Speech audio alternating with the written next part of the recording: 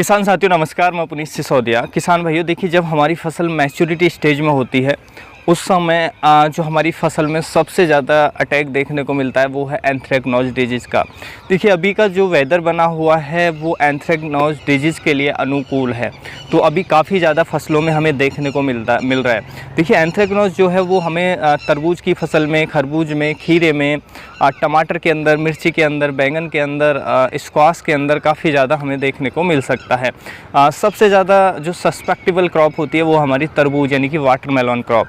तो देखिए आज की इस वीडियो में जो हम एंथ्रेक्नोज डिजीज़ है उसके बारे में डिटेल में जानने वाले हैं कि इसके आप सिम्टम्स कैसे होते हैं, कैसे आप इनिशियल स्टेज में इसकी रोकथाम कर सकते हैं, किन किन कारणों से ये आता है, कैसे इसको अवॉइड करें, कौन से बेस्ट फंजीसाइड हैं इसको कंट्रोल करने के लिए। तो इसके बारे में डिटेल में इस वीडियो में समझने वाले हैं। वीडियो काफ़ी इन्फॉर्मेटिव होगा, अच्छा लगे लाइक कीजिएगा, ज़्यादा से ज़्यादा फार्मर के साथ इसे शेयर भी ज़रूर कीजिएगा। तो चलिए जानते हैं एंथ्रेक्नोज। देखिए एंथ्रेक्नोज जो डिजीज़ होता है एक फंगल डिजीज़ होता है। इसके लिए जो टेम्परेचर अनुकूल होता है वो होता है हॉट एंड ह्यूमिड वेदर, यानी कि गर्मी हो, टेम्परेचर भी हो और ह्यूमिड हो, यानी कि आपकी पत्तियां नम हो, बारिश हो जाए, ह्यूमिडिटी हाई हो, तो उस कंडीशन में बहुत तेज़ी से आ जाता है। इसका जो स्पोर्स हैं वो जर्मिनेट हो जाते हैं और हमारी फसलों पर अटैक कर देते हैं। तो ये इसके लिए अनुकूल वेदर है। तो ऐसा यदि कंडीशन बनती है तो आपको सावधान होना चाहिए। और देखिए ये बहुत फसलों में देखने को मिल रहा है इसका अटैक। वाटरमेलन के अंदर हमारी आप क्रॉप देख रहे हैं पीछे, इसमें भी थोड़ा अटैक हुआ था इनिशियल और हमने इसको समय से कंट्रोल कर लिया। देखिए इसको यदि समय से कंट्रोल ना करें तो बहुत बड़ा ये लॉस कर सकता है। बहुत ही खतरनाक डिजीज़ होता है। ये फ्रूट को भी डैमेज कर देता है और हमारे प्लांट को पूरा डैमेज कर देता है, यानी कि केवल रूट्स को छोड़कर और सभी पौधे के सभी पार्ट्स पर इसका अटैक हमें देखने को मिलता है। यदि हम इसके सिम्टम्स की बात करें तो कैसे इसके सिम्टम्स नज़र आते हैं। देखिए इनिशियल स्टेज में क्या होगा कि पत्तियों पर सबसे पहले नई पत्तियों पर आप देख पाएंगे कि आपको बहुत छोटे छोटे स्पॉट्स नज़र आएंगे, ब्राउन कलर के धब्बे नज़र आएंगे। गोल से लेकर के त्रिकोणीय हो सकते हैं। तो ये ज़्यादातर जो स्पॉट्स हैं ये आपको वेन्स के पास, यानी कि लीफ में जो वेन्स होती है ना उसके आसपास नज़र आएंगे। तो पहले ये छोटे धब्बे होते हैं, धीरे धीरे बड़े होते हैं और ये फैल करके पूरी पत्ती को कवर कर देते हैं, जिससे पत्ती एकदम डेड हो जाएगी। पत्तियों में थोड़ा सा आपको कर्लीपन देखने को मिल सकता है। तो इस तरीके के सिम्टम्स आपको देखने को मिलते हैं। हमारी जो वेन्स है वो आगे से टॉप से ड्राई भी होने लगती है। बाद में जब इसका अटैक ज़्यादा होता है तो फिर वो ड्राई होने लगती है और इस तरीके से बहुत तेज़ी से डैमेज कर देता है। उसी तरीके से इसके जो सिम्टम्स हैं वो आप फ्रूट पर भी नज़र आ सकते हैं। बाद में फ्रूट पर आप देखेंगे कि उस पर भी इसी तरीके के पहले धब्बे स्टार्ट होते हैं, छोटे छोटे धब्बे बनते हैं, फिर उसमें गलन आ जाती है। धब्बे फैल करके पूरा जो फ्रूट है, फल है, उसको गला देते हैं। तो देखिए इसको यदि ऐसा आपको सिम्टम्स नज़र आ रहा है तो आपको सावधान होना चाहिए और तुरंत आपको स्प्रे लेना चाहिए। बिल्कुल भी देरी ना करें, देरी करेंगे आपकी क्रॉप पूरी की पूरी बर्बाद हो जाएगी। देखिए इसके आने के क्या कारण होते हैं। पहला ये सीड बॉर्न भी होता है, यानी कि बीज से भी ये फंगस आपके फसल में लग सकती है।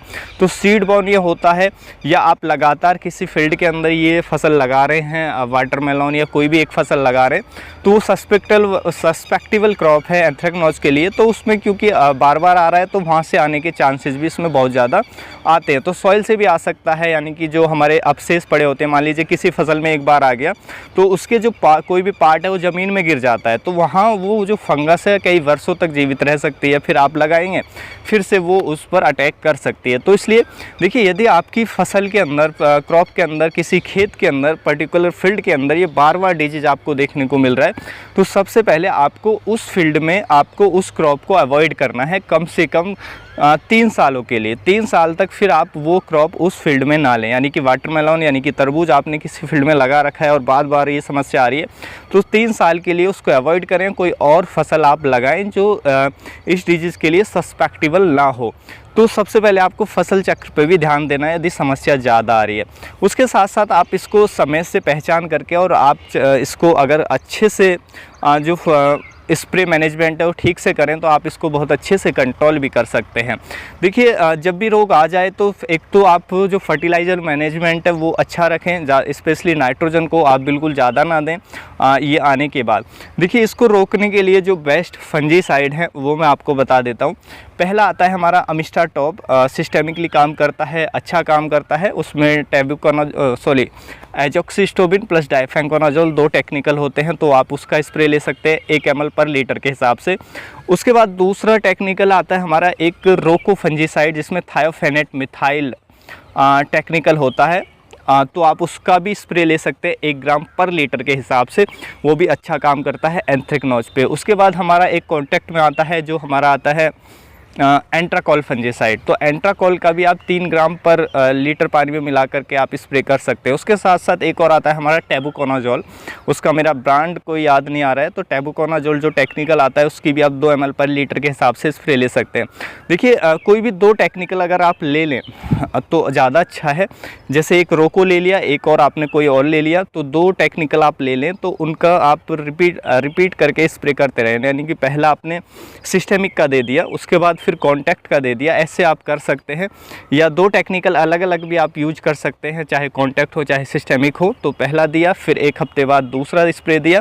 कम से कम 2-3 स्प्रे आपके रिक्वायर्ड हैं। यदि ये डिजीज आ जाता है तो आप 2-3 स्प्रे कर देते हैं तो ये डिजीज, ये जो समस्या आपकी अच्छे से कंट्रोल हो जाएगी।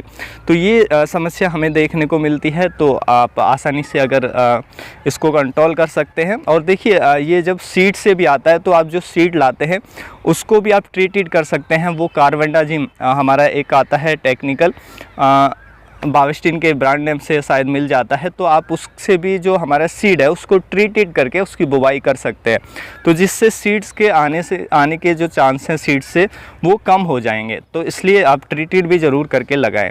तो उम्मीद है जो जानकारी है आपको अच्छी लगी होगी। जानकारी अच्छी लगी वीडियो को लाइक करें, ज़्यादा से ज़्यादा फार्मर के साथ इसे शेयर करें ताकि उन तक भी ये जानकारी पहुँच सके। मिलूँगा मैं आपको एक और नई वीडियो में नई जानकारी के साथ, तब तक के लिए आप अपना ख्याल रखें। धन्यवाद।